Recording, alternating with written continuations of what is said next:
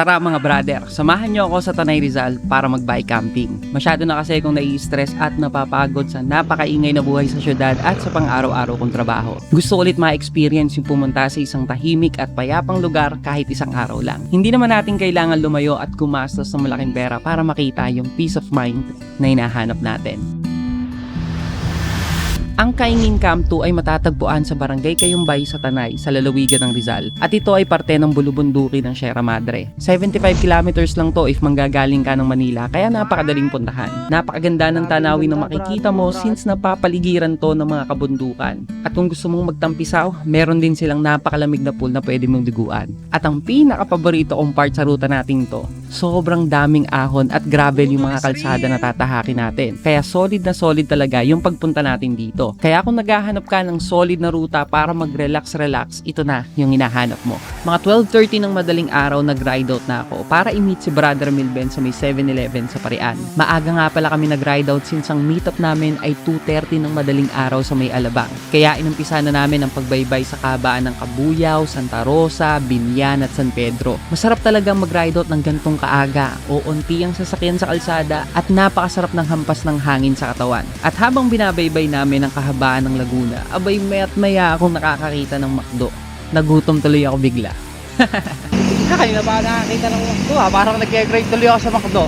Mga 2:00 ng madaling araw nakapasok kami sa Muntinlupa at meron pang 5 kilometers na natitira papunta sa meetup place namin sa may Alabang. Siniglahan na namin ng padyakan at nakipagpatintero sa daan at mga 2:25 ng madaling araw nakarating kami sa meetup place namin. Minute lang natin ang mga kasama natin dito sa Bike Quest tapos ride out na agad pagkadating ng iba nating mga kasama. Mula Alabang ay magbabike tayo papunta sa may Jollibee sa Tanay Rizal at meron tayong mahigit kumulang na 50 kilometers papunta ng Tanay.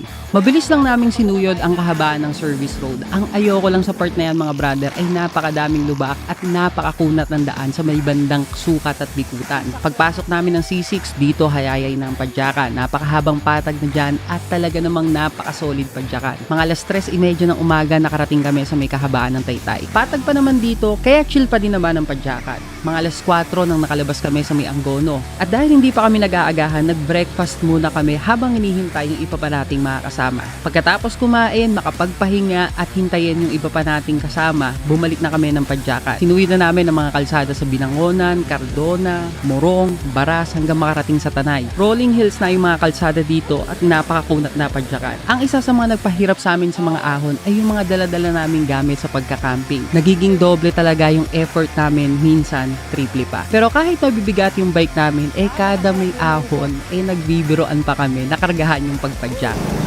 Bel, tirahin mo. Pakita mo sa amin kung sino ka. Bel! Tirahin mo. Pakita mo kung sino ka. Tirahin mo. Tirahin mo. Yan ang gusto sa'yo. Napakalakas mo talaga. Pasikat na ang araw nung binaybay namin ng Baras at patag na ang mga kalsada dito. At mga 6:00 ng umaga, nakarating kami sa Jollibee Tanay. Tumambay muna kami dito habang hinihintay pa yung iba nating kasama. At yung iba, namamalengke na ng mga kakainin namin sa campsite. At dahil wala pa akong masyadong tulog, ayan, humiga muna ako para magpahinga.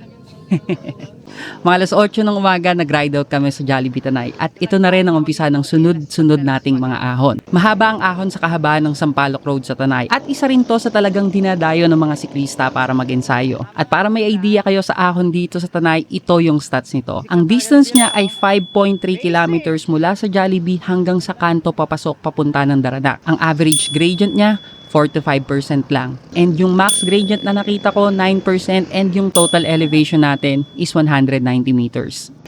Ano yan? Banayad lang yan, kuya. Natatawa na nga lang ako dito. Lumpong-lumpo ako last year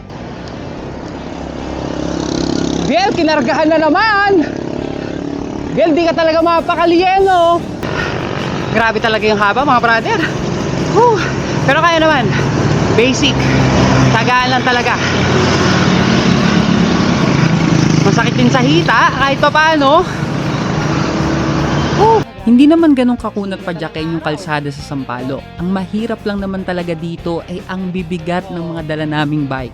Kayang-kaya naman basta dadaanin na lang sa tiyaga. Mga 8:45 ng umaga nakarating kami sa kanto papasok ng Daranac Falls at dito na talaga mag-uumpisa yung pinakabudol natin na ruta. Makipot na ang mga kalsada at matindi na yung mga ahon na kakaharapin natin dito. At dito na rin talaga mag-uumpisa yung nature vibe ng bulubundukin ng Sierra Madre.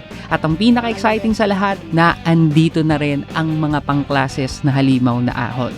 Napakaganda. Tahimik at payapa.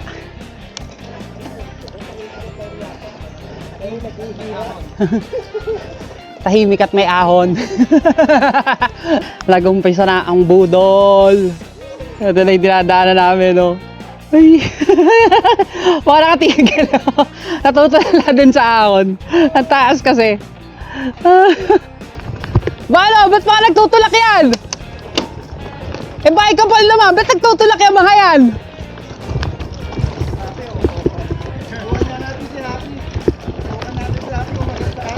Puta, mudulas lahat.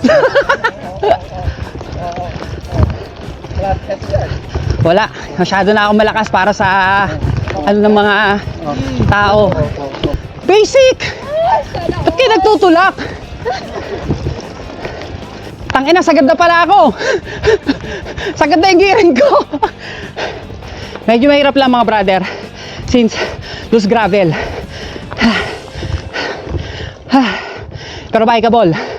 Matindi talaga yung mga ahon dito kaya kitang-kita nyo naman hindi namin maiwasan ng tumukod at magtulak. Hindi rin talaga biro yung gravel na dinadaanan. Bikeable naman pero sobrang loose ng lupa kaya madalas dumudulas na yung mga gulong namin. Mainit sa kahabaan ng daan na to kaya talaga namang malalaspag ka din. Pero kahit sobrang hirap at sobrang laspag ng pinagdadaanan namin, sobrang enjoy pa din naman dahil hindi nawawala yung biroan namin sa kalsada. At idagdag mo pa yung sobrang gagandang view na makikita mo. Ito naman talaga yung dahilan namin kung bakit mas hilig namin yung gantong klase ng liga sa pagbibisikleta. Hindi importante kung malakas o mabilis ka sa mga ahon. Ang importante yung saya na mararamdaman mo sa tuwing kasama mo yung mga kaibigan mo.